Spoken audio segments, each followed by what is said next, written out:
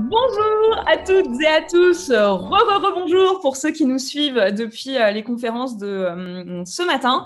Je suis Fanny Bourdon-Barre et je suis votre hôtesse sur ce festival B2B. Je suis consultante spécialisée en marketing, communication et stratégie. Et j'ai le plaisir d'animer cette matinée.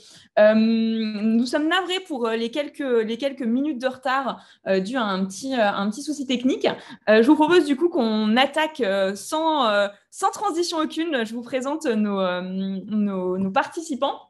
Nous avons donc Adeline Lemercier, qui est directrice marketing chez Pledzi. Pledzi, qui est un outil d'inbound marketing, mais elle vous en parlera bien mieux que nous, bien mieux que moi, pardon.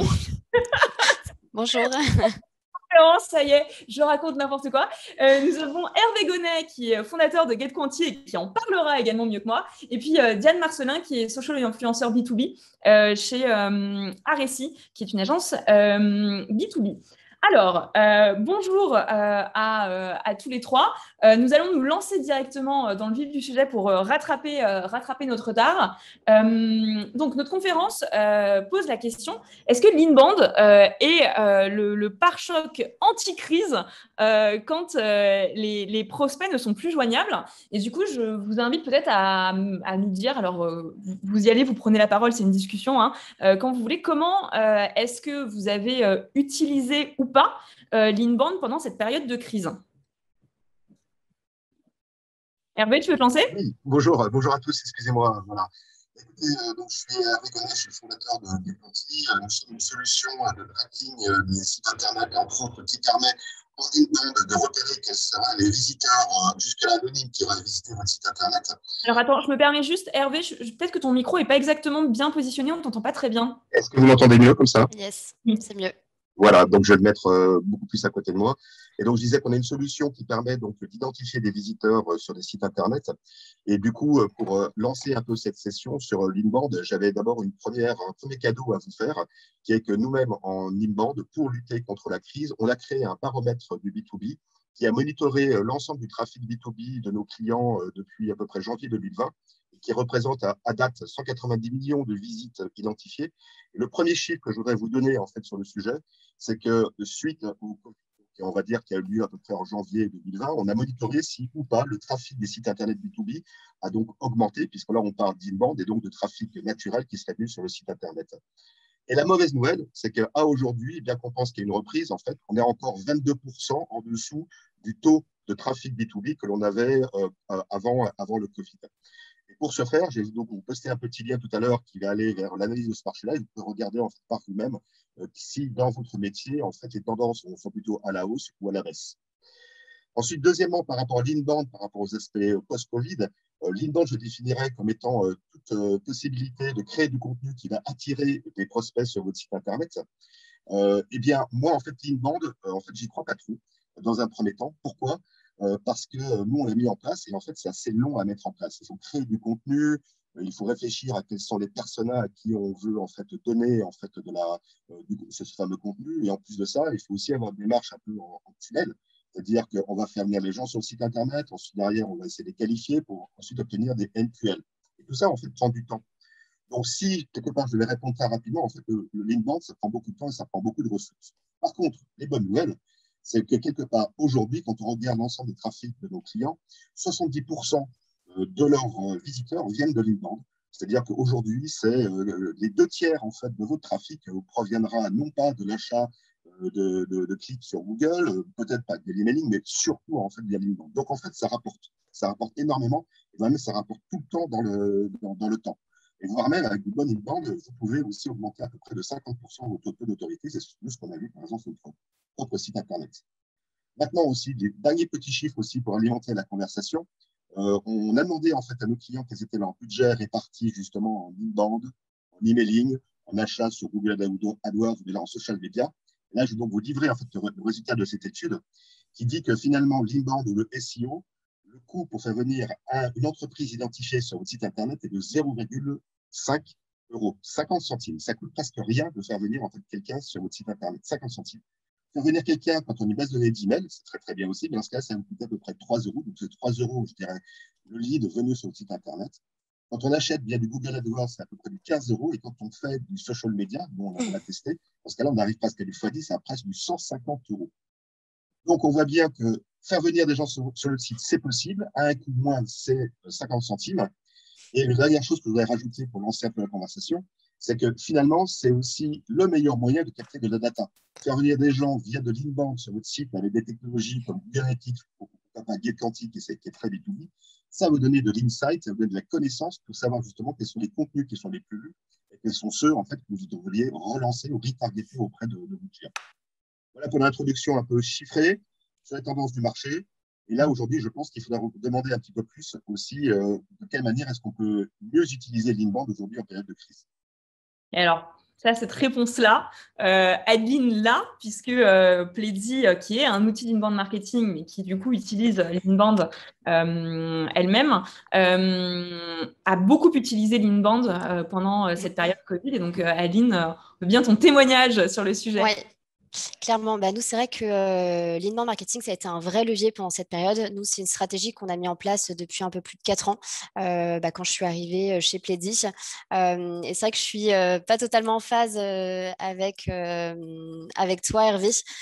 Pour moi, je trouve que la façon... Enfin, l'inbound marketing est un terme aujourd'hui qui peut faire peur, mais pour moi, en fait, ça reste une stratégie marketing qui a été revue un peu au goût du jour, j'ai envie de dire. C'est-à-dire que c'est une stratégie qui vise à attirer à soi via du contenu en intéressant ses prospects, mais en fait, ça s'appuie sur des choses en fait qui étaient là déjà dans une stratégie marketing. Premièrement, les personas, c'est définir sa cible. C'est un prérequis de la stratégie marketing. Le deuxième point, définir ses objectifs. Ensuite, se positionner là où ils sont. Donc pour moi, je trouve que c'est pas si compliqué que ça. Ce qui rend les choses compliquées, c'est qu'on a envie que tout soit parfait en tant que marketeur, et c'est ça qui complexifie les choses. Pareil au niveau des résultats. En effet, on se demande souvent qu'est-ce que ça peut apporter comme résultat et en combien de temps. Et nous, on le voit avec certains clients, en fait, ça peut générer des résultats assez rapidement. On a un super client qui a vu en fait ses premiers clients signés en à peine 2 mois. Et du coup, je voulais un peu rebondir sur cette introduction et sur la partie inbound et comment ça nous a aidé pendant cette période. Donc nous, clairement, un peu comme toutes les entreprises, lors de la première semaine du confinement, tous les chiffres se sont écroulés, que ce soit en termes de trafic, de leads, de prospection. Et en fait, on a vu que très rapidement, donc au bout de la deuxième, troisième semaine, on a eu en fait toutes les actions marketing qui nous ont permis de garder le cap, que ce soit en termes de trafic. Nous, pour le coup, on n'a pas senti cette baisse de trafic. Au contraire, le mois d'avril a été un top mois. On est passé de 27 000 visites à 35 000. Et en fait, aujourd'hui, on a un trafic qui est assez stable. Pareil, en termes de génération de leads, on a eu un gros boom au mois d'avril parce qu'en fait, les gens, en fait, ils étaient en veille parce que soit ils n'avaient pas d'activité, du coup, ils ont pris le temps de faire de la veille, ou alors ils avaient besoin d'avoir des bonnes pratiques, de savoir quoi mettre en place assez rapidement. Et du coup, en fait, ils passaient beaucoup de temps sur les blogs, sur les réseaux sociaux et sur les webinaires. On a eu des taux de participation qui ont totalement décollé. Là où on était un peu moins de 50% de taux de participation, là, on était à presque 60-70%.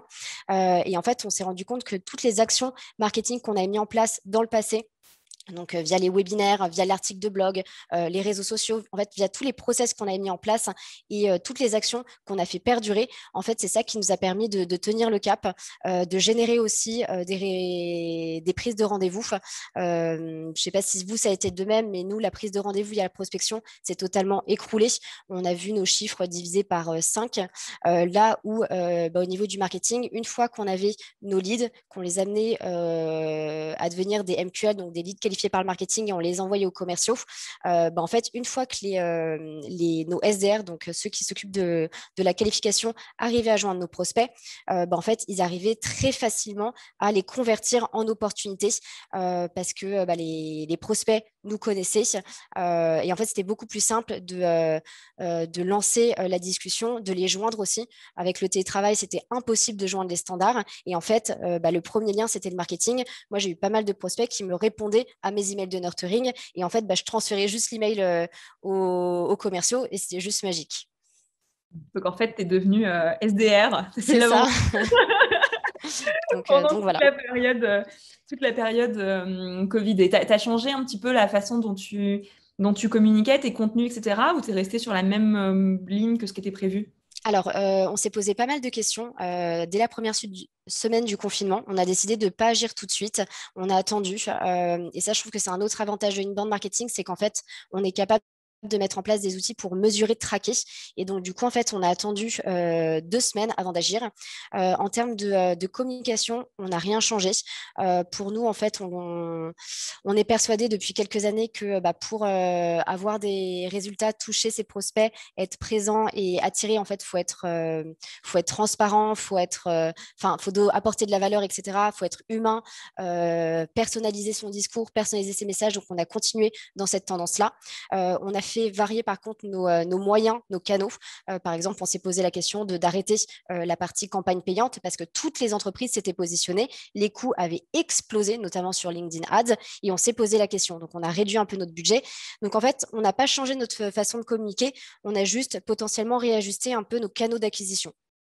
En fait, vous avez été malin. C'est un peu le fil rouge qu'on a depuis le Ouais. début de cette matinée. Le fait de dire, c'est quoi être malin en marketing? Comment est-ce qu'on est authentique? Comment est-ce qu'on utilise, Hervé nous présentait tous les chiffres et toute la data, et comment est-ce qu'on utilise ça et qu'on en tire de jolies conclusions, en fait, pour optimiser. Et alors, je crois qu'en termes de jolies conclusions et de jolis dispositifs, on a Diane qui a des choses à nous raconter. Je me suis vraiment reconnue dans ce que tu disais, Adeline, parce qu'on a été vraiment confrontés à ce même type de problématique. On a été vraiment challengés par typiquement Dassault, donc fleuron des entreprises françaises, qui s'adresse plutôt à des gros industriels, qui nous a dit en plein deuxième confinement, on aimerait se positionner sur une totale nouvelle cible, plutôt côté start-up, entrepreneurs, etc. Et donc là, on a mis en place tous ces dispositifs où on se rendait déjà compte que ça marchait avant, mais encore plus pendant le Covid. Et je pense du coup à tout ce qui est webinaire, site, etc. Et donc pour ça, on a aussi joué sur un nouveau levier, c'était les influenceurs.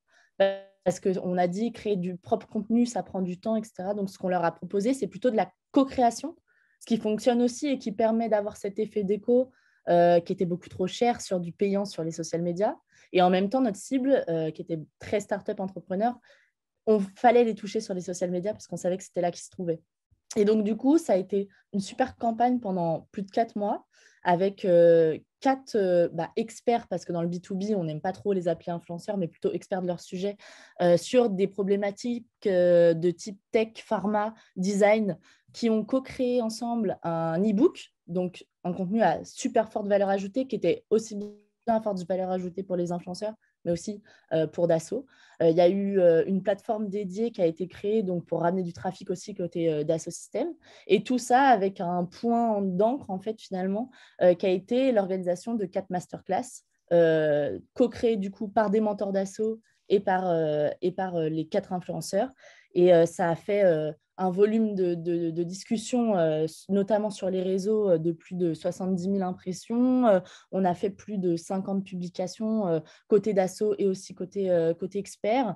Et au final, ça a été plus de 200 inscrits sur les masterclass, sachant qu'on a l'habitude de faire justement des masterclass avec Dassault. Et ça a été une super réussite parce qu'on a eu des inscrits, un volume beaucoup plus fort que ce qu'on avait l'habitude de voir. Et je pense qu'ils ont été contents et ça a été l'occasion en plus pour eux de se positionner sur une nouvelle cible, sur un nouveau message et de se dire, bon voilà, nous on est une grande entreprise, on subit le Covid, mais on est aussi hyper innovant et maintenant on se positionne sur limite de la com de start-up, quoi. Et s'adapter à des nouvelles cibles, etc. Ça a été des challenges hyper intéressants à challenger et je pense qu'on l'a plutôt fait et ça a été une belle réussite maintenant, quoi. Donc, voilà. On parlait, déjà bravo, du coup c'est une réussite qui est vraiment canon. On parlait ce matin justement avec Laurent et Charles de 2 choses, c'est-à-dire le fait d'arriver à oser. Et Laurent disait que des fois c'était compliqué dans les grands groupes d'oser, mais on voit aussi que c'est possible. Ouais. Quand la direction se lance et se dit bah ok on y va, c'est possible d'oser, c'est possible de faire différent. Des codes classiques qu'on connaît. Il y a 2 questions. Alors, il y a une première question qui est c'est plutôt une remarque de Jamie qui dit que la vraie difficulté de l'inbound, c'est de devoir collecter les infos des prospects dès la première visite, parce que les cookies ne sont plus ou quasi plus utilisables, que donc le retargeting n'est plus un levier aussi fort de l'Inbound. Et alors là, Jérémy, mais quelle transition exceptionnelle pour notre conférence qui suit, qui s'appelle RGPD et cookies clairs. La fête est-elle finie? Et nous allons donc répondre à ça. Donc là, je ne pouvais pas faire mieux, mais c'est incroyable. Depuis le début, le chat me fait mes transitions. Donc ça, c'est génial. J'ai plus rien à faire. Je peux aller prendre mon café. Et on va justement parler de ça et de en fait, en quoi, si, c'est toujours une super opportunité et pourquoi et comment on est malin dans ce sujet-là. C'est notre mantra. Et puis, nous avons une question pour Adeline en direct qui demande ce que tu fais si ton client a visualisé ta communication, qu'en gros, il est engagé d'un point de vue marketing, mais qu'il refuse de répondre au téléphone, qu'il te ghoste.